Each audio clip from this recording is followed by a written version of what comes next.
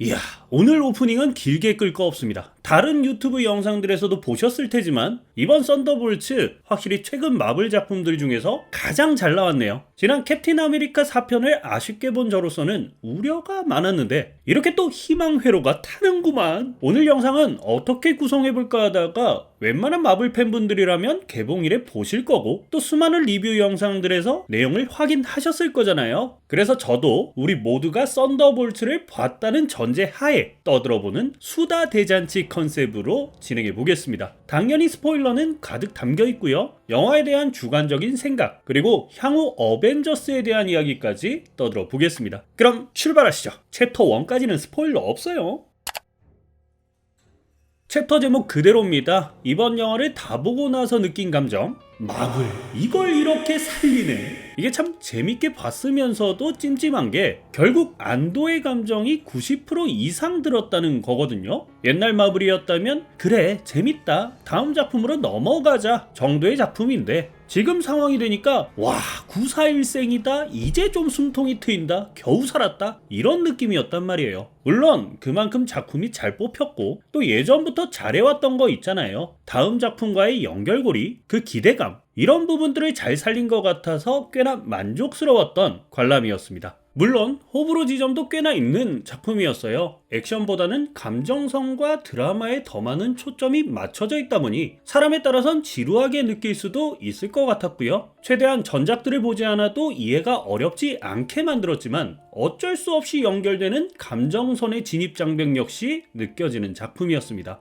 역시나 온전히 즐기려면 다 봐야 돼. 하지만 그럼에도 불구하고 제가 느낀 썬더볼츠에 대한 인상은 대체적으로 신선하다는 느낌이 지배적이었습니다. 히어로 영화가 나온 지도 한참 지나서 저는 더 이상 이 시리즈와 장르에 신선할 게 없다고 생각을 했거든요. 근데 또 이번 영화에서 이거 두근두근 하더라고요. 제가 이번 작품에서 그 무엇보다 좋았던 건 잘하는 것을 살리되 조금은 다른 노선으로 갈아타는 이분법적인 전략이었습니다. 한간에는 루저들의 팀업과 틈틈이 이어지는 유머 측면에서 가오길과 유사하다는 이야기가 많던데 저는 또 가오길 시리즈와도 차별성이 느껴졌거든요. 루저들이 팀을 이뤄 세상을 구한다는 플롯은 유사하지만 과거의 실수와 만행을 후회하고 또 그것에 대한 죄책감과 트라우마를 이겨낸다는 면에선 이 작품도 이 작품만의 개성을 뚜렷하게 살리는구나. 캐릭터들의 감정선을 부각하여 독특한 히어로물을 만들었구나 싶었습니다. 그뿐만 아니라 우리가 흔히 히어로물에서 볼 수 있는 후반의 전개를 과감히 이탈하여 어떻게 보면 굉장히 큰 스케일인데 또 어떻게 보면 너무나 개인적이고 작은 이야기로 보이게 하는 마무리 방식 역시 개인적으로는 마음에 들었어요. 물론 이 부분 역시 좀 호불호가 탈 수도 있을 것 같다는 생각이 큰 전투가 있을 줄 알았는데 이렇게 끝? 자, 여기까지는 스포일러를 담지 않은 제 개인적인 영화의 첫인상이었고요. 지금부터 캐릭터 한 명 한 명 이야기해가며 스포일러를 왕창 뿜어내 보겠습니다. 이번 작품은 하나같이 어두운 과거들을 가지고 있는 안티 히어로들의 이야기잖아요. 그나마 유사한 작품을 찾자면 DC의 수어사이드 스쿼드가 있겠죠. 하지만 이번 썬더볼츠랑 수어사이드 스쿼드는 큰 차이점이 있습니다. 그냥 찐으로 나쁜 놈들, 범죄자 놈들 모은 게 수어사이드 스쿼드라면 썬더볼츠는 좀 애매해. 개인적인 악심보다는 그룹의 사상과 세뇌, 신념들로 인해 왜곡된 정의를 구현한 인물들인 거잖아요. 그러다 보니까 얘네가 지금 와서는 범죄를 저지르긴 하지만 악당이라고 하기도 좀 그렇고 그렇다고 사람들을 구하러 다니는 것도 아니니 히어로라고도 할 순 없고 근데 이번 영화는 이런 애매한 친구들을 히어로라고 부를 수 있을 만한 최소한의 명분을 만들어줬다는 것에 대해 그것도 설득력 있게 만들어줬다는 것에 대해 성공적인 작품이라는 생각이 들었습니다. 캐릭터들 한 명 한 명 보시죠. 먼저 태스크마스터.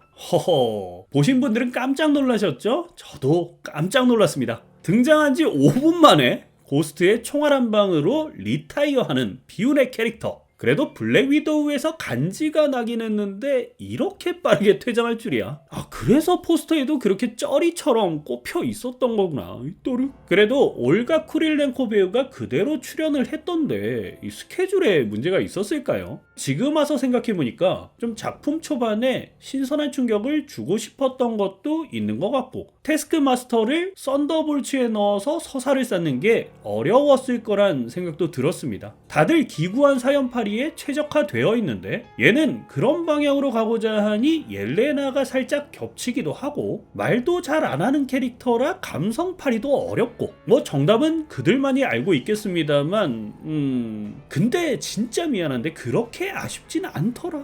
다음으로 우리의 윈터 솔저 버키가 어떻게 썬더볼츠에 합류할지 궁금했는데 그냥 금쪽이들 갱생시키는 무대뽀 하원 의원이었어. 약간 어린이집 선생님 느낌의 멘토처럼 나왔죠. 나도 너희들처럼 그랬다. 하지만 갱생해서 지금의 상황에 올 수 있었으니 너희들도 렛츠 두 잇. 실질적인 썬더볼츠의 리더처럼 나왔는데 아닌가? 옐레나인가? 확실히 캐릭터가 자리를 잘 잡아서 그런 건지 여러분들 그 버키가 오토바이 타고 등장하는 씬 있죠? 와, 그 장면에서 뭐 별거 한 건 없는데 저는 전율이 빡! 저랑 비슷한 생각하신 분들 분명히 있을 거예요. 인피니티 워 이후부터 쩌리가 된 버키가 다시금 조명을 받아서 그런지 약간의 감동도 받을 수 있었습니다. 근데 그렇게 자리를 되찾은 버키인 줄로만 알았지만 이 두 번째 쿠키 보시면 이제 뉴 어벤져스로 활동을 하고 있는 게 나오잖아요. 참 버키 인생도 기구합니다. 마지막까지 짭벤져스 취급이야. 딱 이 표정이 버키의 인생. 그래도 버키가 현역임을 입증시켰다는 것만으로도 만족해야지. 다음으로 2대 블랙 위도우 옐레나. 이번 작품의 실질적인 주인공 포지션이었죠. 분량도 가장 많았고 이야기 자체가 옐레나 중심으로 흘러간다는 느낌을 받을 수가 있었는데, 그도 그럴 것이 옐레나 사연이 정말 기구하잖아요. 어린 시절 강제로 훈련받고 킬러로 키워지고 가족이라 믿었던 존재들이 없어져 다시 만났지만 언니는 죽어, 아빠는 잠적해. 그렇게 일에만 빠져서 인생의 공허와 후회를 맛보는 그야말로 죽지 못해서 사는 삶. 그런 그녀의 각성과 갱생이 후반부 보이드 장면에서 참 잘 표현됐던 것 같은데, 다른 멤버들을 생략하면서까지 옐레나의 과거를 부각했던 것도 저는 어느 정도 이해가 됐어요. 오히려 옐레나를 팀의 대표 사연팔이로 삼으면서 이들이 이렇게나 불쌍한 애들이다, 이렇게나 후회하고 있다, 전략적으로 또 효율적으로 표현해주는 것 같아 좋았습니다. 그것도 그렇고 저는 이 작품에서 플로렌스 퓨가 얼마나 재능이 많은 배우인지, 또 얼마나 감정선이 탁월한 배우인지 다시 한번 깨달을 수 있었던 것 같아요. 뭐랄까, 옐레나의 여리고 불안한 마음이 너무 잘 느껴진다고 해야 되나? 그러면서 또 많은 장면들을 대역 없이 본인 스스로 액션을 소화하는 것도 놀라웠는데, 솔직히 말해서 이전 작품까지 좀 인정을 못하는 편이었거든요. 그래도 블랙 위도우는 스칼렛 요한슨이지, 플로렌스 퓨는 좀 아니지 했는데 이젠 아닙니다. 일단 저에게 한정에서는 확실한 자리매김이 된 작품이 아니었나. 연기를 너무 잘하니까 장면 하나하나가 설득력 덩어리야. 자, 또 넘어가서 옐레나 이야기 했으니까 레드 가디언 알렉세이도 빠지면 안 되겠죠. 참 캐릭터가 캐릭터이다 보니까 푸근합니다. 구멍도 많고 허술하고, 그런 걸로 따지면 이 캐릭터야말로 가오갤 느낌이 많이 나던데, 하지만 액션이나 서사적인 면에선 대부분이 아쉬웠던 캐릭터였습니다. 뭐랄까, 옐레나의 서사를 받쳐주기 위한 서브 캐릭터 정도의 느낌? 물론 그것이 작품에서 의도한 위치였겠지만 그렇게 따지면 액션 연출이라도 좀 해줬으면 싶었는데 그냥 벽돌 막아주고 센트리한테 맞아서 날아가고 뭐 하나 제대로 한 방 먹이는 장면이 없더라고요. 그러면서 너스레를 떠는 장면을 보고 있으면 이게 레드 가디언 캐릭터의 한계인가? 그는 정령 멋진 장면을 만들어줄 순 없는 건가? 뭐 둠스데이 기대할 수밖에 없겠네요. 그래도 쿠키 유머는 좋았습니다. 쿠키 내용은 마지막 챕터에서 한 번 더 이야기해봅시다. 다음으로 짭틴 아메리카 존 워커.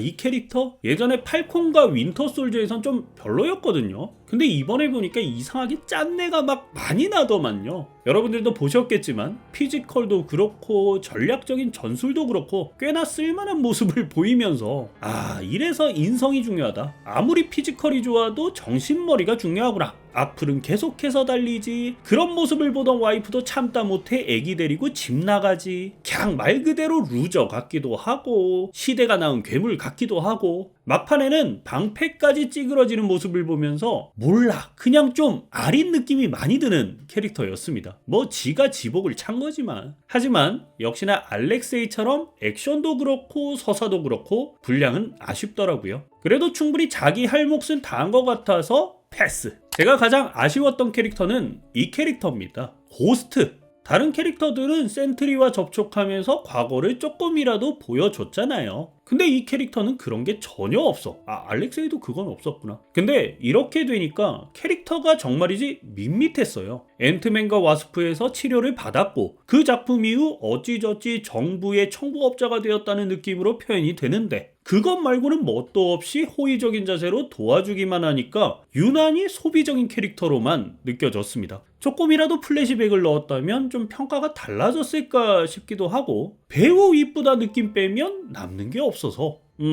지금 할 이야기도 없어서 그냥 여기까지 끝. 마지막으로 이번 작품의 빌런이자 진정한 금쪽이이자 썬더볼츠의 멤버이자 뉴 어벤져스의 멤버 센트리. 다른 캐릭터들은 그래도 예고편에서 보고 전작들에서도 보고 하니까 좀 예상을 할 수 있었는데 요 센트리라는 캐릭터는 예고편에서조차 모습을 꽁꽁 숨겼었죠. 요 부분이 제 가장 큰 궁금증 포인트였는데 이 정도면 능력도 잘 표현된 것 같고 모습도 뭔가 나사 하나 빠진 느낌이 충분해서 만족스러웠던 것 같습니다. 과거 불우했던 유년 시절로 인해 결핍이 된 자로 성장한 밥. 약도 빨아제 끼고 도망도 다니고 그러다가 실험을 당해서 신이 되어버린 사나이. 결과적으로 언해피 슈퍼맨 느낌보다는 홈랜더 내지는 짭틴 아메리카의 서사에 좀 더 가깝더라고요. 센트리와 보이드 두 개의 인격. 결국 옐레나의 도움으로 사건은 해결되고 팀에도 합류하게 되는데 저는 또 앞으로의 시리즈가 마음에 드는 게 이 캐릭터를 가지고 할 이야기가 무궁무진하다는 거였어요. 앞으로 팀 안에서 사건을 만들 수도 있고 불화를 만들 수도 있고 훨씬 더 강력한 적이 될 수도 있겠죠. 요즘 마블 작품들이 거대한 빌런들을 허무하게 소비하는 경향이 많은데 이번 작품은 그걸 아끼면서도 또 멤버로 심어버렸다는 점이 굉장히 만족스러웠습니다. 약간 헐크 포지션 만들 수도 있겠어요. 내 편이면 든든한데 적이면 이거 미쳐버리는 거야. 심지어 그 애가 정신이 오락가락해. 아무튼 이 정도면 캐릭터로서는 만족스러웠다. 자, 또 이야기 안 한 캐릭터가 있나요? 썬더볼츠 팀 캐릭터는 끝인 것 같은데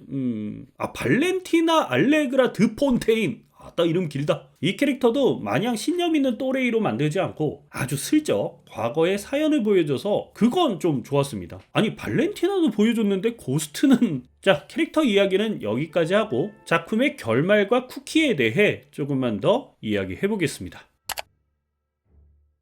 솔직히 후반부의 전개에 대해선 저 역시 아쉬운 점이 많습니다. 센트리가 폭주를 하고 보이드가 뉴욕을 서서히 잡아먹는 상황이 되죠. 거기서 저는 이제 이거 어쩌냐, 굉장한 스케일로 넘어가겠구나 싶었는데 결과는 옐레나의 오은영 선생님 벤치마킹, 밥의 토닥토닥 과거 위로하기 대작전. 그러면서 밥과 보이드의 주먹 다짐이 이어지고 또 그걸 옐레나와 썬더볼츠 팀이 지원하며 사건은 일단락. 보이드에 흡수되었던 사람들도 그대로 복구되며 크지만 크지 않은 사건은 허무하게 종결이 되죠.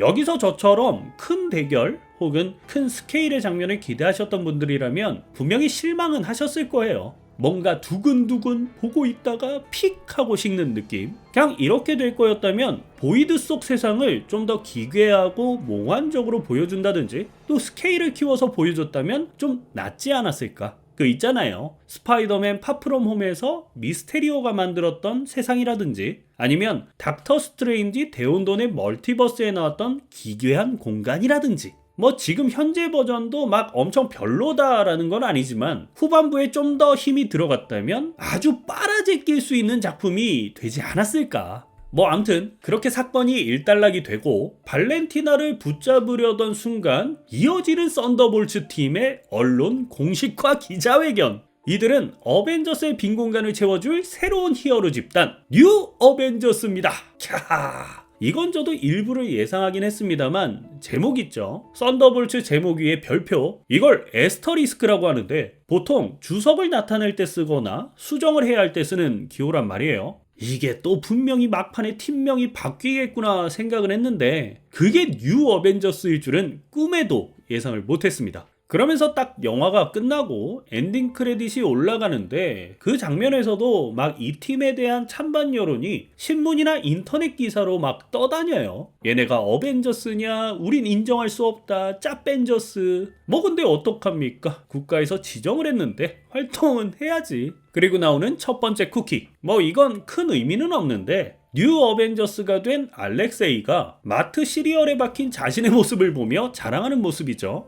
이건 작품 초반에 대사로도 나왔던 장면이라 이 알렉세이 꿈을 이뤘구나. 그리고 엔딩 크레딧이 모두 올라가고 나오는 두 번째 쿠키. 요건 저도 좀 흥미롭게 봤습니다. 뉴 어벤져스라는 이름으로 활동한 지 수개월 후 함께 모인 팀원들. 여기 보니까 샘 윌슨이 새로운 어벤져스 팀을 모으면서 두 팀 간의 충돌이 좀 있나 봐요. 그런 저작권 분쟁으로 골머리를 앓고 있던 중 뜻밖의 우주선이 지구를 향하고 있었습니다. 그 우주선의 정체는 바로 판타스틱 4.